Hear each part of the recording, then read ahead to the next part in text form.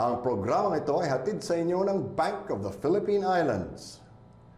Mabuhay teammates! Ito ang Basketball Universe at ako si Bill Velasco. Sa araw na ito, kakausapin natin si Greg Slaughter na medyo yung iba sa inyo ay baka hindi na siya kilala pero napakalaki ng kanyang potensyal nang siya ay pumasok sa PBA. Ano na nga ba ang nangyayari sa kwentong bola ng kanyang buhay? Ang bahagi ito ay hatid sa inyo ng Eastern Communications, Partners in Progress. How are you doing now? Very good. You know, I'm expecting my third daughter in September. Oh my God. So, you know, just being a family man now. Really enjoying it. Got one daughter, she's 3, another one that's 1. And then we'll have another one on the way. So. Was this planned? Well, we definitely planned our first one. The second one kind of was a surprise, and the third one was a surprise as well. You know, it's kind of became a lot easier the second and third one than the first one. So. Now, what about as a basketball player? What's your status now? I just got finished playing in the Dio weekend tournament with a team from Cebu. Okay. It was nice to represent Cebu, a bunch of Visayan players. And right now I'm deciding which team I'll be joining in the MPBL. What happened with your original plan to join Cebu in the MPBL? It was a great idea at first, just didn't seem to be aligning on the same ideas with the owner. For me, I really wanted to make that a Cebu player, Visayan player team. And kind of as time went on, it didn't seem like we were really going for that. You know, I'd really love representing Cebu, and I just got to play with a real Cebu team. But for the Cebu team in the MPBL, it just didn't seem like it was going in that direction. And the way things are with the team right now, it seems like I made the right decision because they've been going through a lot of trouble actually right now. Okay. Waterproofing o silang ba ang hanap mo? Sa German technology ng Sista, protektado ka ng 10 taon. Yan ang tapal na tatagal. Ngayon naman, kausapin natin si Greg Slaughter na napakalaki ang potensyal niya nang magmula siya sa Ateneo de Manila at pumasok sa PBA. Ano na nga ba ang nangyari sa kanyang career? What about your basketball career in general? Did it go the way you planned?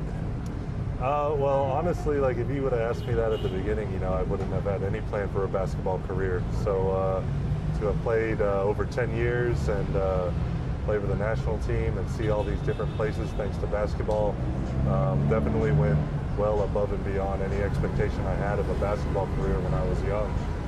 So, you know, I'm always grateful for the opportunities that I had.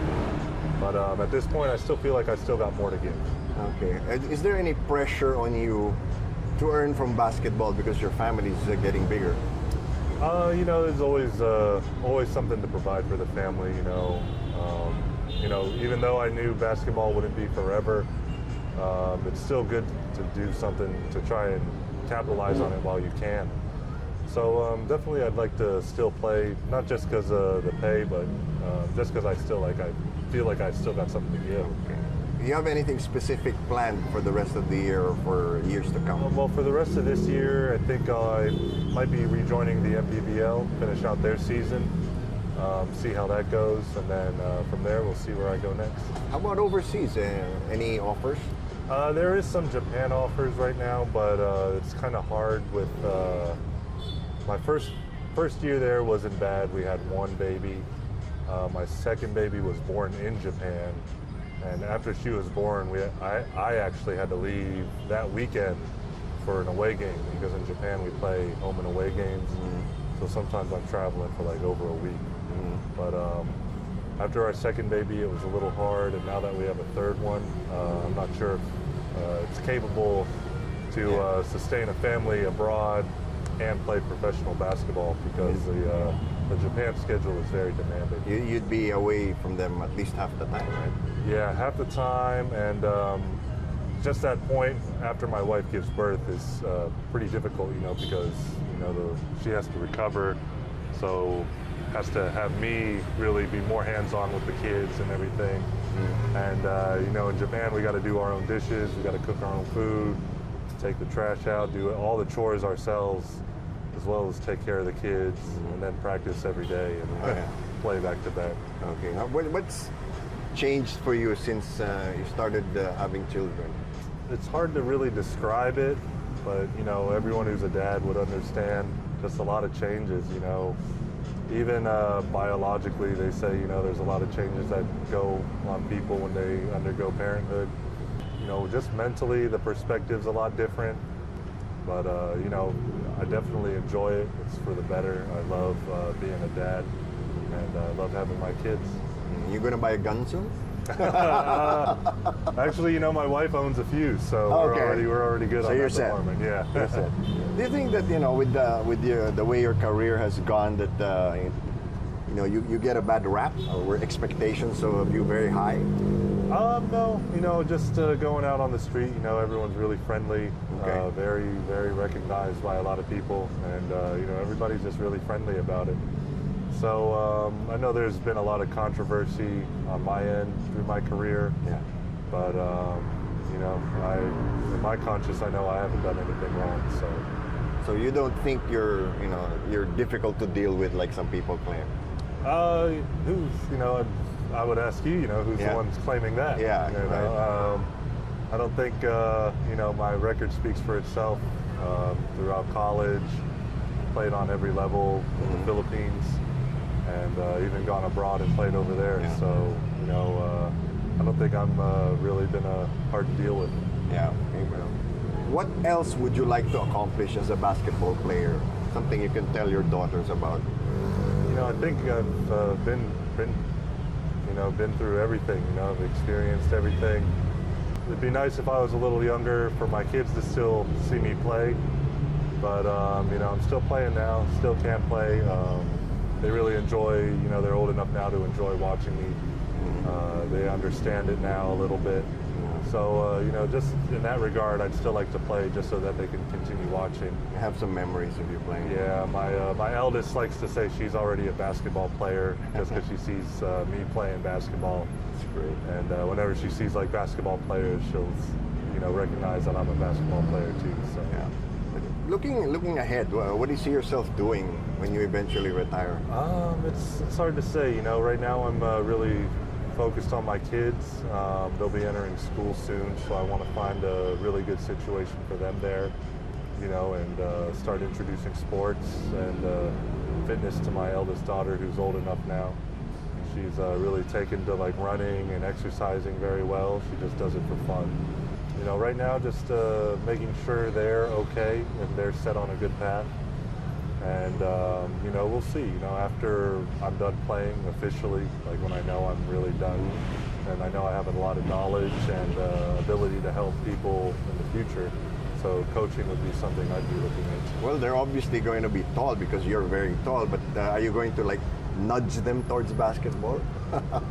You know, hopefully naturally. Be honest now. Yeah, I mean, definitely there is a little nudge, but I'm not really pushing them too hard, you know. Making sure the basketball's there for them, the hoops there.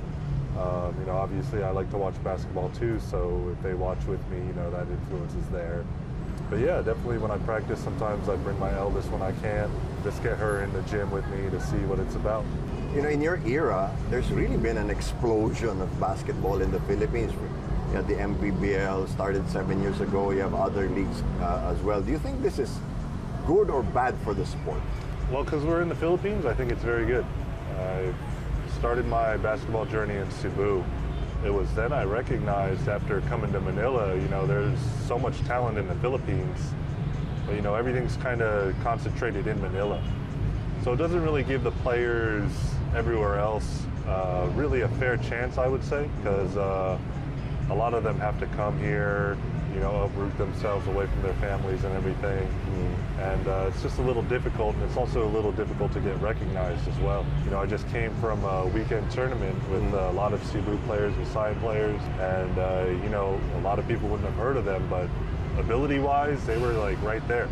You know, they were amazing, really good players, good teammates. You know, I had a good time playing with them, and the ability was there. You know, it's just something that I think would be better in the future. You know, the more teams that are available, hopefully the more opportunities there are, because you know, everyone knows how crazy this country is for basketball, you know.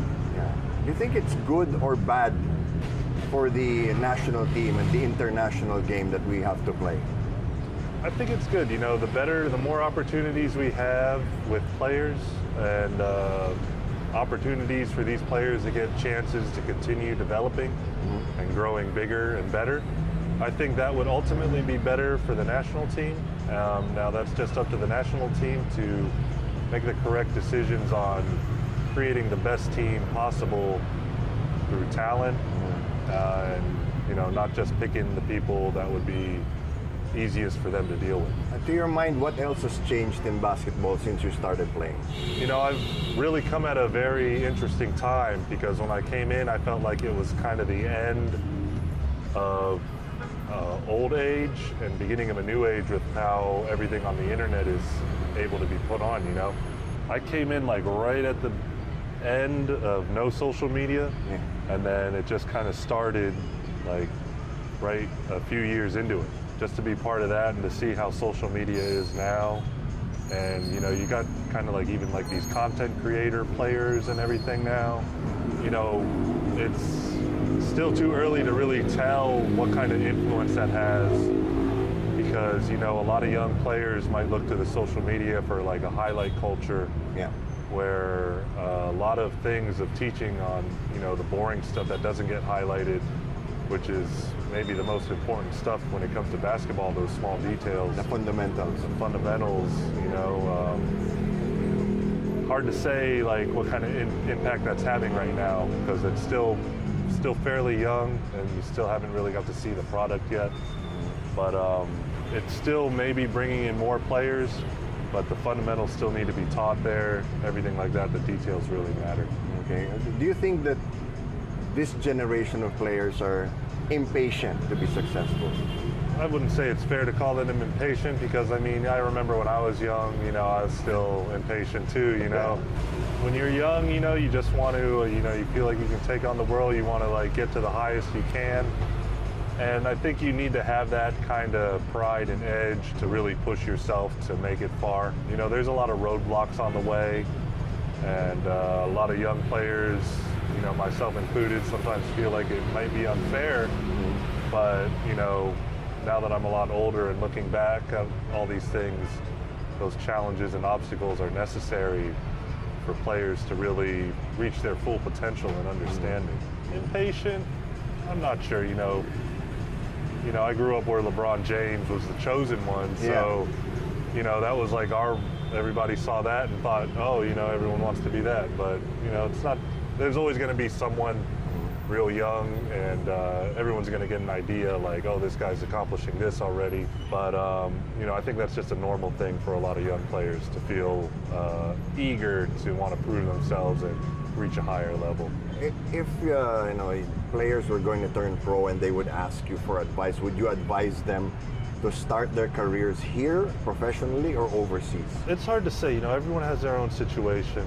There's just so many stories of players and places where they come from and everything, and situations.